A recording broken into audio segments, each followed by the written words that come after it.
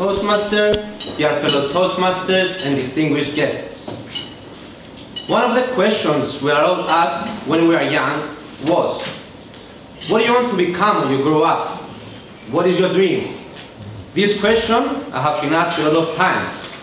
My answer was always the same. I want to become a professional football player.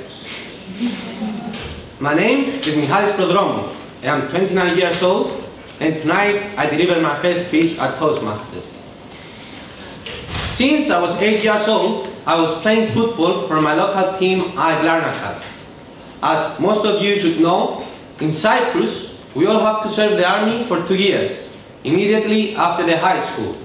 So did I. During these 2 years, I was part of the first team of AEK, but never managed to sign a professional contract.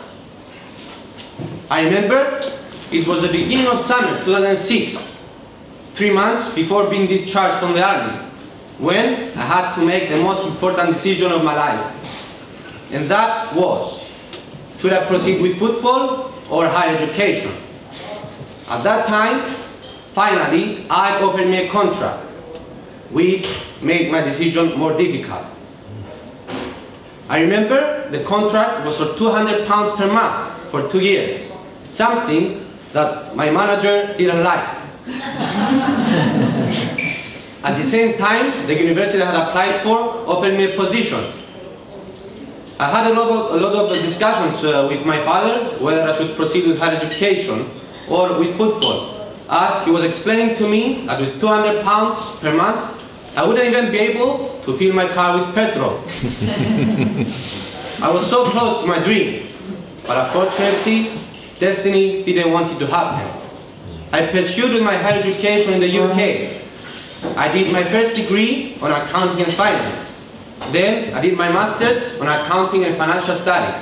And afterwards, I became chartered certified accountant. My father was expecting to me to return back to Cyprus and take over our accounting firm in Larnaca. To tell the truth, not even a single day was passing by without thinking of becoming a professional football player. It was October 2010 when I returned back to Cyprus and immediately started work at our firm. One day, I went to the bank. In front of me, in the queue, I saw Jordi Cruyff. For those who do not know, Cruyff is a football legend that passed away last month, and Jordi is his son. At that time, he was a technical manager of AEK. I touched him on his back and asked him, "Are you Jordi Cruyff?" He said, "Yes." And then I told him my story, that I grew up in AEK, playing football since I was 8 years old, and when I was 19, they offered me a contract, which finally I didn't sign. Jordi explained to me that the things are not as it was 4 years ago. Now it's much more difficult to gain a position in the team. But he told me that he was going to give me the opportunity, the chance for a trial. I was working really hard for 3 months, and finally managed to sign a contract with AEK for 1 year. I was over the moon. I was very happy. Luckily, at that time, AEK had qualified for Europa League, and it was the first team in Cyprus that qualified for Europa League. In October 2011, AEK had to play 2 most important games in its history. 2 games against Schalke. Schalke is a German team whose players earned millions. I remember the first game was in October the 15th. 2 hours before the start of the game, my coach called me in his office. He announced to me that I was going to start the game. I couldn't believe what I was hearing. That day, we've lost.